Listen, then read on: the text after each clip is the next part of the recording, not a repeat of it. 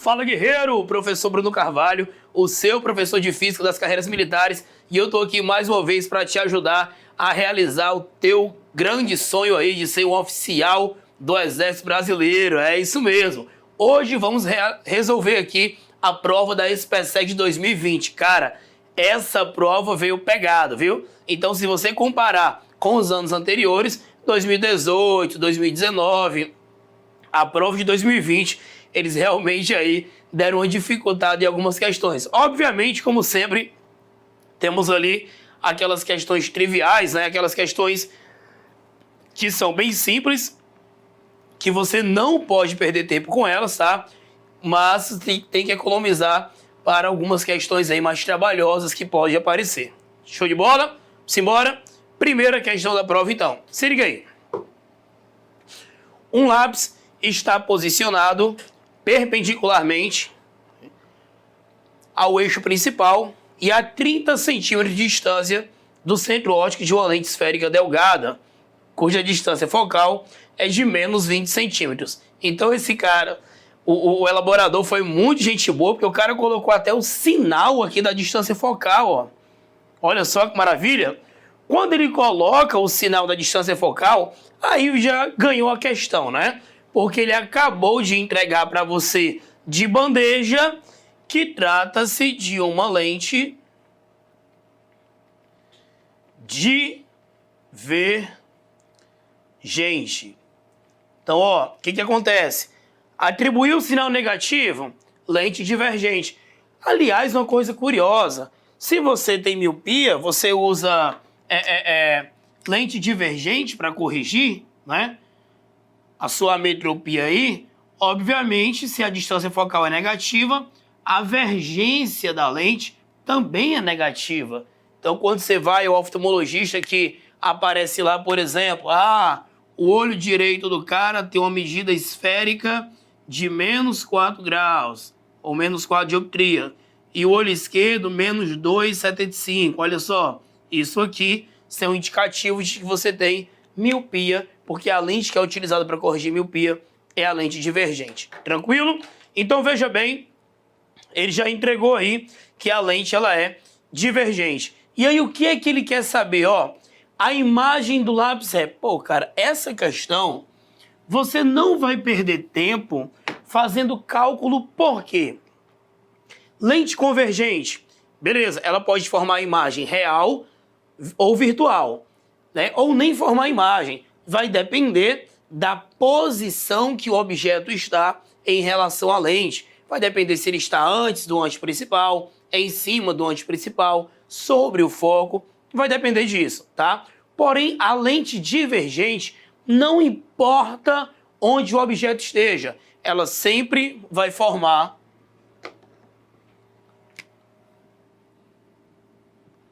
lentes divergente. Ela sempre forma uma imagem virtual. Se é virtual, obrigatoriamente é direita.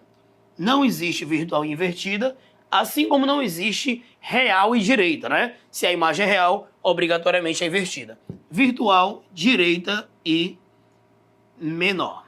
Show de bola? Então, olha só, sem fazer nenhum cálculo, dá uma olhadinha aqui nos itens comigo. O item A fala que a imagem é real e invertida. Esquece. O item B fala que é virtual e aumentada. Esquece. Olha o item C, virtual e reduzida. Beleza, é isso mesmo. O item D, real e aumentada. E o E, real e reduzida. Então o item correto dessa questão, sem fazer nenhum cálculo, é o item C de cadete. Se você quiser aí usar a equação de Gauss para calcular o pelinha e o aumento, você vai ver que o aumento linear vai dar 0,4, né? Ou seja, ó, o aumento está entre 0 e 1, significa que você teve uma redução na imagem em relação ao seu objeto. Tranquilão? Simbora? Segunda questão, então. Essa questão, ó, essa não é complicada, essa requer ali uma certa atenção. Mas vamos dar uma olhadinha aqui, ó. Dois blocos A e B. Deixa eu ver se coloquei. Pronto. Dois blocos A e B, livres da ação de quaisquer forças externas, movem-se separadamente em um plano horizontal, cujo piso é perfeitamente liso, sem atrito.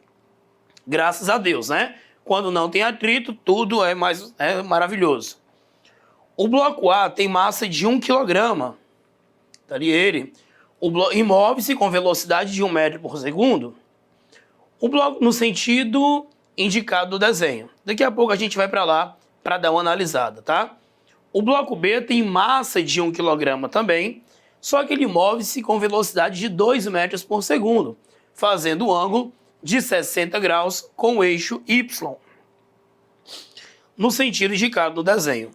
Após a colisão, movimentam-se juntos em um outro piso, só que agora rugoso, de coeficiente de atrito cinético 0,1. Deixa eu botar esse coeficiente bem aqui, ó. 0,1. Beleza?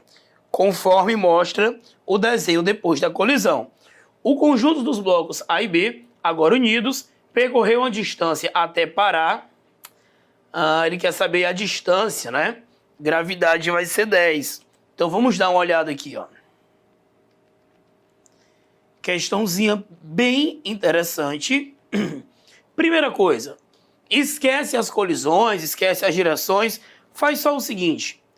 A quantidade de movimento do corpo A. A quantidade de movimento é dado por M vezes V.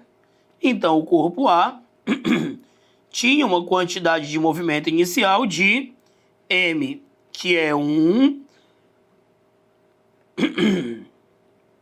vezes V, que é 1. Então, ó, QA é 1 kg vezes metros por segundo. Show de bola! Como é que eu calculo a quantidade de movimento do corpo B? Mesmo esquema. MB, VB. Massa do corpo B, 1. Velocidade do B, 2. Seu QB aqui, ó, 2 kg vezes metros por segundo. Então, nós temos aí essas duas quantidades de movimento.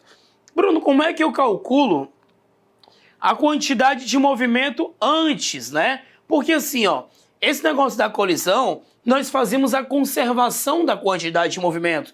Nós dizemos que a quantidade de movimento antes da colisão é igual à quantidade de movimento depois. Só que aí qual é a quantidade de movimento resultante aqui, né, desses dois blocos? Como é que eu calculo isso? Você vai fazer o seguinte, ó.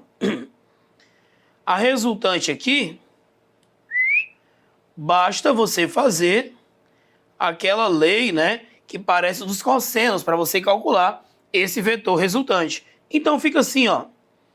Q, botar assim, Q antes, tá? Q resultante, pronto.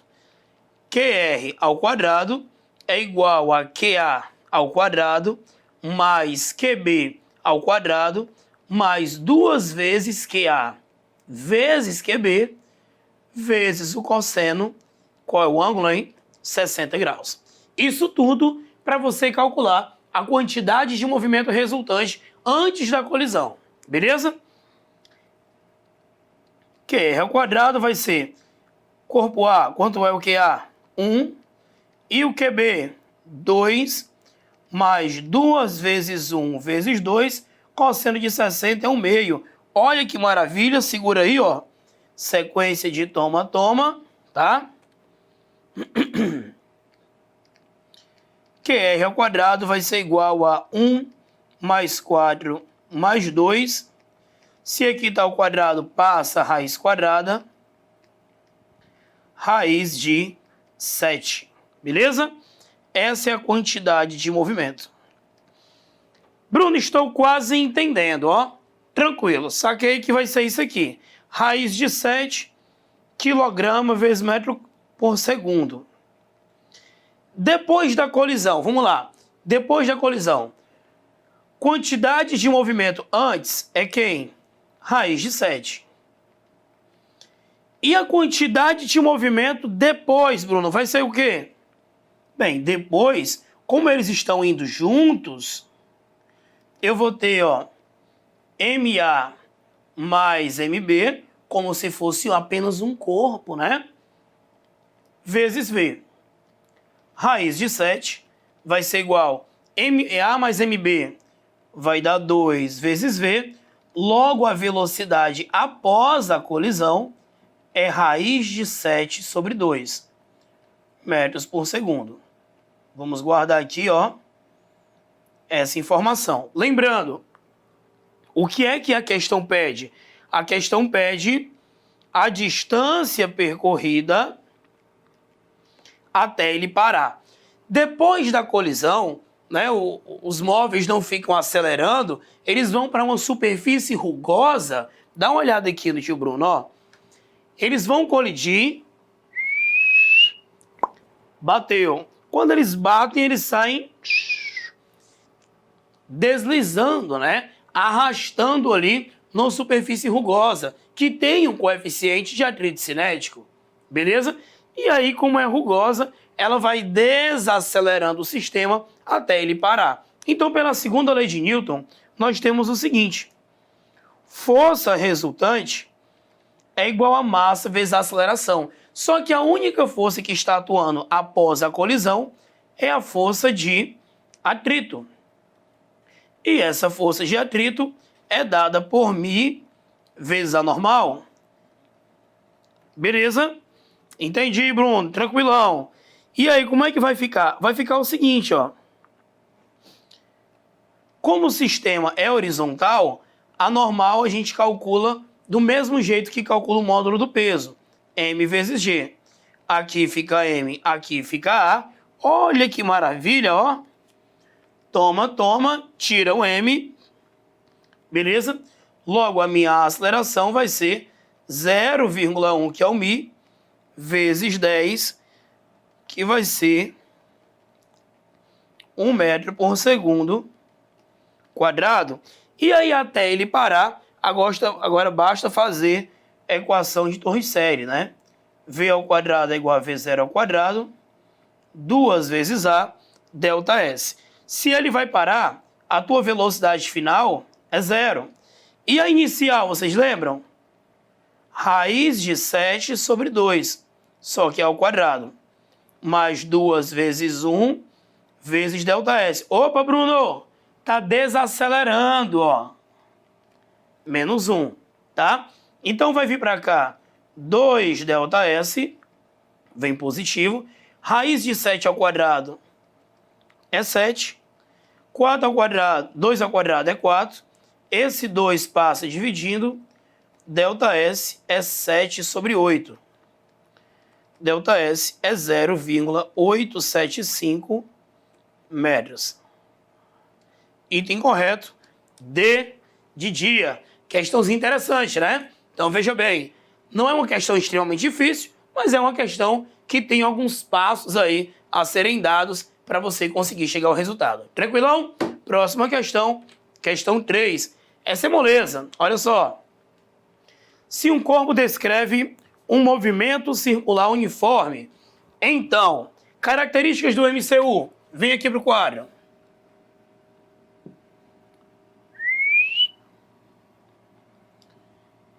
MCU, movimento circular uniforme. Quais são as principais características? Vamos lá.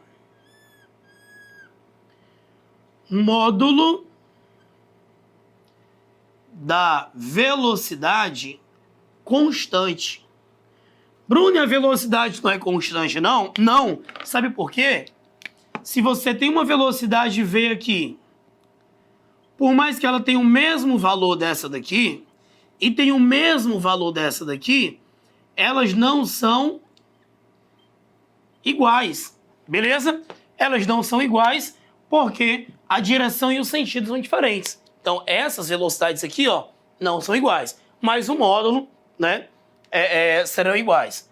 Então, aqui vai existir uma aceleração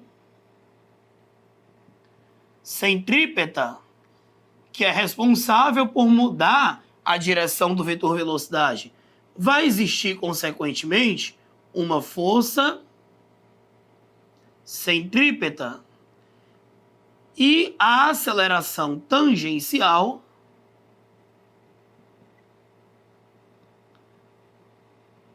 ela vai ser nula. Tranquilo? Vamos nós. Olha só. O módulo da força que age sobre o corpo é zero? Não, tá? Existe uma força. Então aqui, ó, é diferente de zero, porque existe uma força centrípeta. O vetor quantidade de movimento, ele muda ou não muda com o tempo? Veja bem, a velocidade não está mudando a direção com o tempo? Se a quantidade de movimento é dado por m vezes v, se a velocidade muda a direção, a quantidade de movimento também muda, né? Então aí, ó, muda com o tempo. O trabalho realizado pela força é, e aí, nulo, diferente de zero ou constante? Como é que você calcula o trabalho de uma força? F d cosseno do ângulo. Veja bem, a força aponta para o centro. O deslocamento é lateral, o ângulo aqui é 90. Quanto é o cosseno de 90? É zero. Se você pega isso aqui e multiplica, o trabalho ele vai ser nulo. Então, aqui, ó, terceiro, nulo. A energia cinética, ela é constante, né? Então, vamos procurar aqui, ó, constante. Diferente, muda, nula e constante. Cadê? Diferente, muda, nula e constante. Item correto, item D de dado. Tranquilão? Próxima questão. Questão 4. Essa é bacana, hein? Questãozinha de MHS, ó. Um ponto material oscila em torno da posição de equilíbrio O em MHS, conforme o desenho abaixo. A energia mecânica total do sistema é 0,1 joule. A amplitude do movimento, 10 centímetros, tá? O módulo da velocidade máxima, 1 metro por segundo. Os extremos da trajetória desse movimento é velocidade igual a zero. Eu quero saber aí a frequência de oscilação. Tranquilo, vamos lá. Se liga aí. Coisinha interessante, ó. Pera aí, cadê aqui minha ferramenta de trabalho?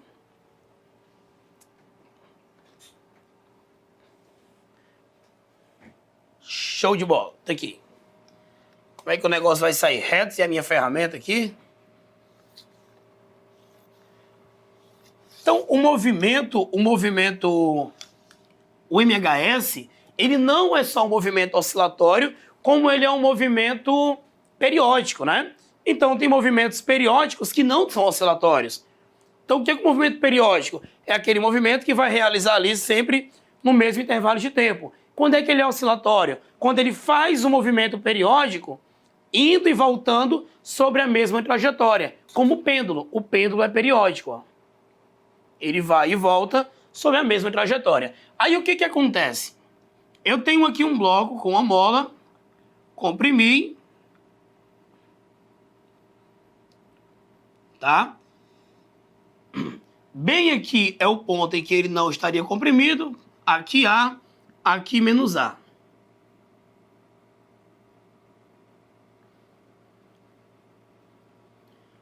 Quando eu solto esse bloco, ele fica assim, ó. Põe, oin, oin, oin, oin. O que que acontece?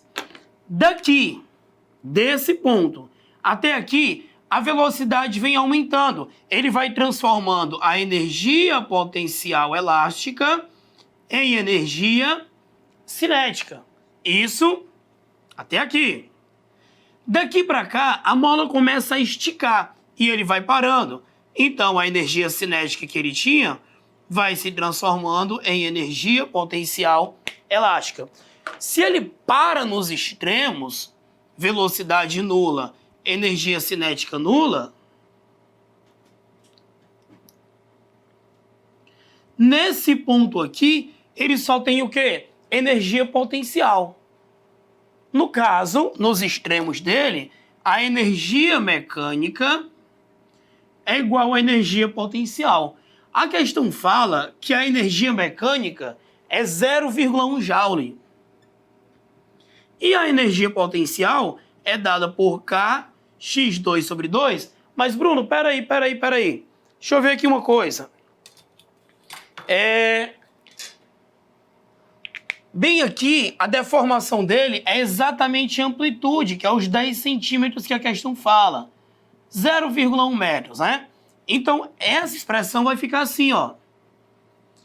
0,1 é igual a K vezes 0,1 ao quadrado sobre 2. Meio pelos extremos, 0,01K é igual a 0,2. Multiplicando os dois lados por 100, né? Para assumir aqui essa vírgula, K vai ser igual a 20 newtons por metro. Beleza? Só que a questão deu mais algumas informações, ó. Ela fala que bem aqui, a velocidade máxima dele é 1 metro por segundo. E aí, o que acontece? O que nós vamos ter aqui, ó? Como é que eu sei que é a velocidade máxima? Porque ele vem, ó. Põe, aumenta a velocidade até aqui, daqui a mola começa a comprimir e ele vai perdendo energia. Então, bem aqui, ele só tem energia cinética, nesse ponto. E aí, veja bem, a energia mecânica é a soma de todas as energias que o corpo tem. Logo, nesse ponto aqui, a energia mecânica vai ser igual à energia cinética. Ora mais, mas ele disse que a energia mecânica é 0,1. E a energia cinética é dada como? mv ao quadrado sobre 2. Mas essa velocidade eu sei, ó. Ele me deu. Ele disse que é 1. Então fica m1 ao quadrado sobre 2, tá? Passo esse 2 multiplicando, a massa do bloco é 0,2 quilogramas. Se ele quer o período de oscilação do sistema massa-mola é 2π raiz de m sobre k. 2π raiz. Quanto é a massa? 0,2. Quanto é a constante elástica? 20. Ô, coisa boa, ó. Dá até para dar uma simplificada, ó. Toma. 0,1. E aqui fica 10. Quero tirar a raiz desse negócio. 2π raiz de 1 sobre 100. T vai ser igual a 2π sobre 10, dividindo isso aqui, π sobre 5 segundos. Tranquilo? Curtiu? Item correto. Vamos dar uma olhada aqui se a gente encontra. É o item C de combatente, né? Beleza, vamos para a próxima. Questão 5. Um campo elétrico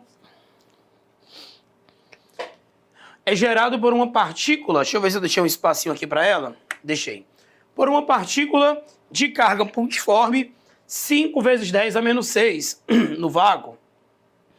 O trabalho é realizado pela força elétrica para deslocar uma carga de 2 vezes 10 a menos 8 do ponto X para o ponto Y, que estão a 0,2 metros e 1,5 metros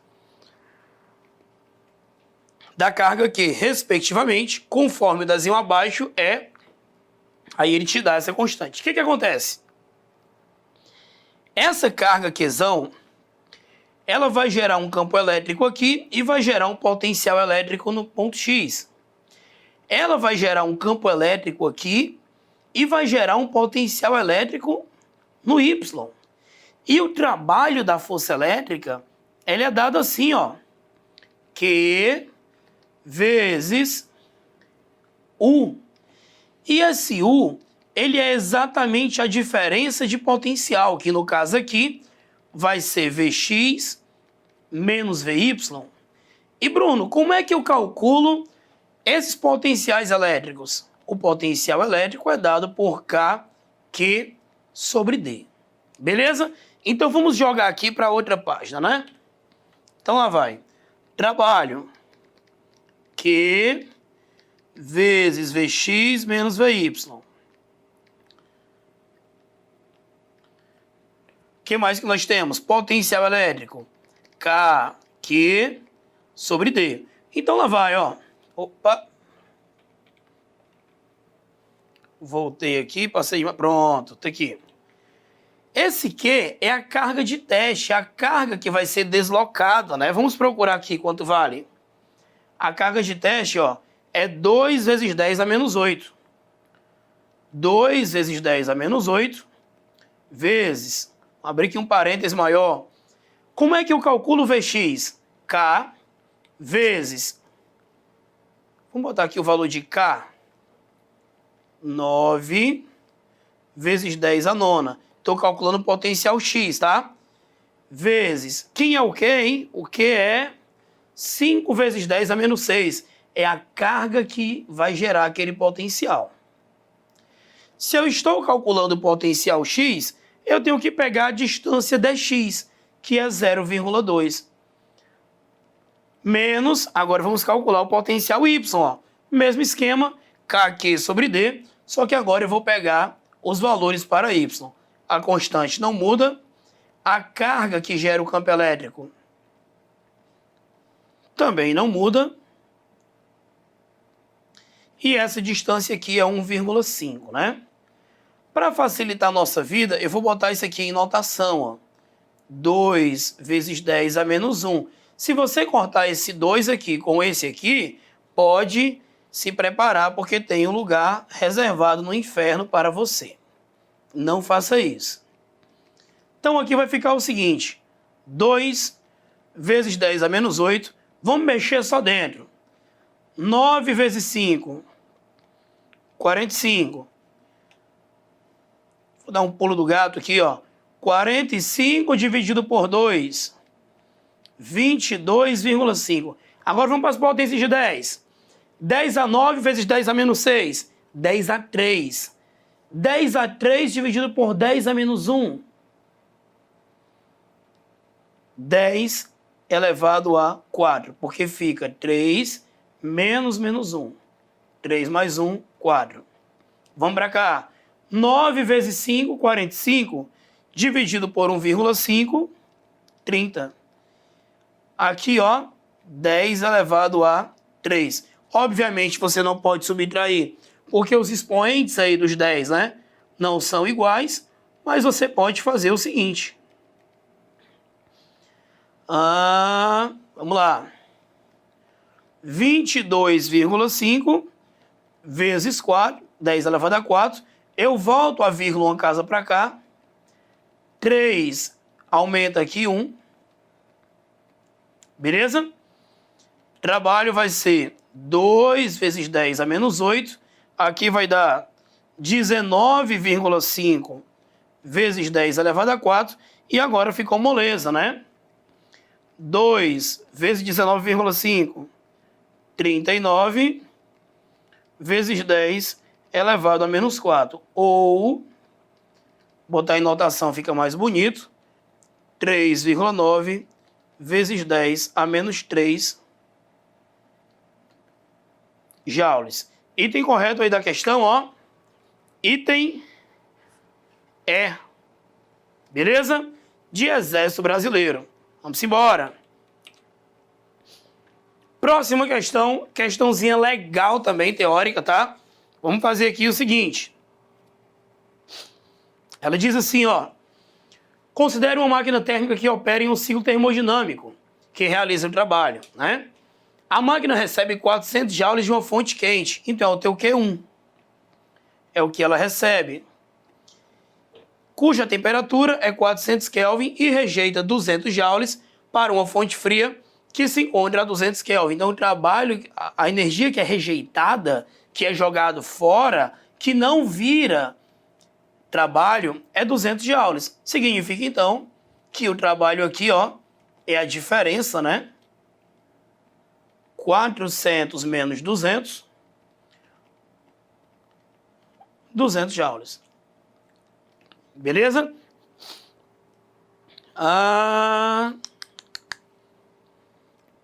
O que ele fala aqui? Deixa eu ver. Nesse ciclo, a máquina térmica realiza um trabalho de 200 joules. Beleza. Analisando o ciclo termodinâmico exposto, acima conclui-se que a máquina térmica é o quê? Ele é um quê? É um refrigerador ou é um motor elétrico? É um motor térmico, né? Ele é um motor térmico porque ele recebeu calor de uma fonte quente, realizou o trabalho e ainda rejeitou aí um pouco de calor para a fonte fria. Então é um motor térmico. Essa máquina térmica atende ou não atende a primeira lei da termodinâmica? Atende sim, ó. Tá aqui, se recebeu 400, realizou 200 de trabalho, jogou 200 fora. Então atende sim, tá? Já ficamos aí entre o item C e o item E. O rendimento dessa máquina térmica é de 50%. Rendimento de uma máquina é só você pegar o útil, 200, sobre o total. Sempre assim, ó. Rendimento, trabalho sobre Q1. Rendimento, útil sobre total. O que é útil, né? O que é útil é o que eu transformo em trabalho. E o restante é inútil, né? E aqui é o total que eu recebo. Então dá 0,5 ou 50%. Beleza? Então o item correto também é o item E. Show de bola? Essa foi essa primeira parte da resolução da prova da SpaceX 2020. Daqui a pouco continuamos. Te aguardo.